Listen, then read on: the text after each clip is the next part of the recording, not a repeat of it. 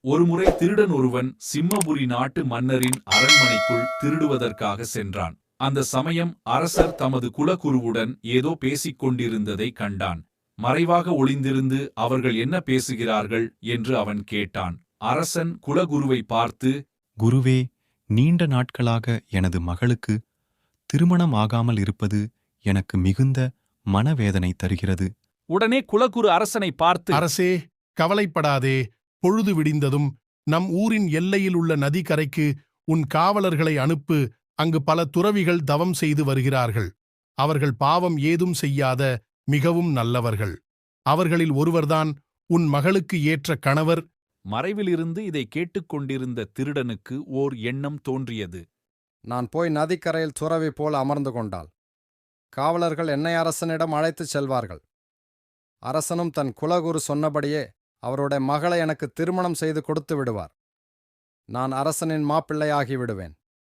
பிறகு இந்த திருட்டுத் தொழிலை விட்டுடுவேன் என்று நினைத்து துறவி போல் வேடம் அணிந்து கொண்டு உண்மையான துறவிகளுடன் சேர்ந்து தியானம் செய்வது போல் அமர்ந்திருந்தான். பொழுது விடிந்ததும் தன் குலகுரு சொன்னபடியே அரசன் சில காவலர்களை நதிக்கரைக்கு அனுப்பி அங்குள்ள துறவிலுள் ஒருவரை தம் மகளை திருமணம் செய்து கொள்ள வருமாறு கூறி அழைத்து வர சொன்னார்.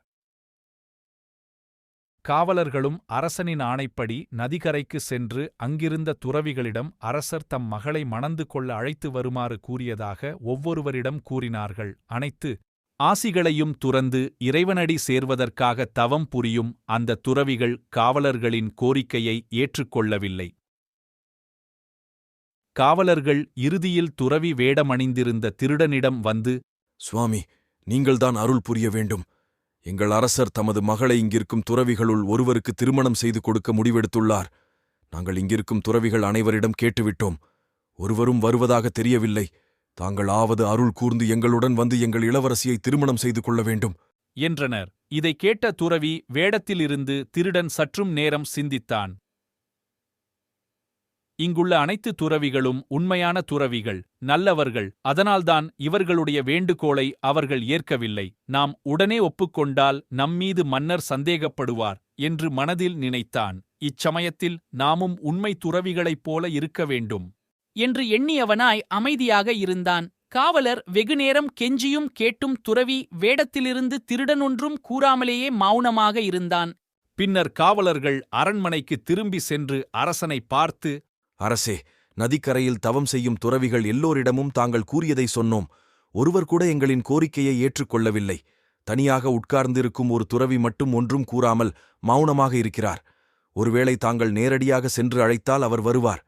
அரசனும் உடனே புறப்பட்டார். அரசன் துறவி வேடத்திலிருந்த திருடனை பார்த்து, ஐயா, தாங்கள் அருள் கூர்ந்து என் மகளை திருமணம் செய்து கொள்ள வேண்டும். அரசன் கூறியதை கேட்டதும் துறவி வேடத்திலிருந்த திருடன் ஒரு கணம் சிந்தித்தான்.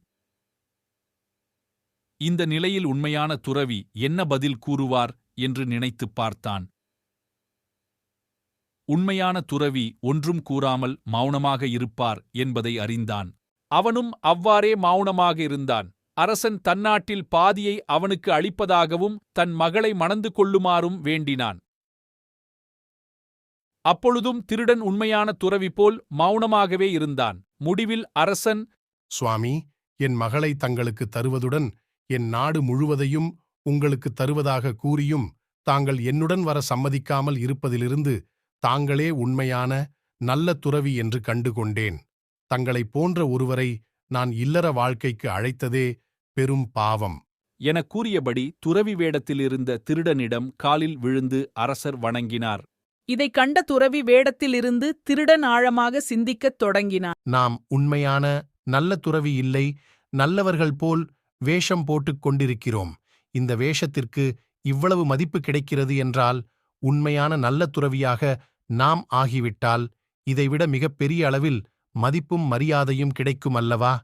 நாம் ஏன் உண்மையான துறவி ஆகிவிடக்கூடாது? இவ்வாறு சிந்தித்து திருடன் அன்று முதல் உண்மையான நல்ல துறவியாகவே மாறிவிட்டான். நீதி நல்லவர்களைப் போல் வேடம் அணிந்து நடிப்பவர்களும் கூட நாளடைவில் நல்லவர்களாகவே மாறிவிடுவர்.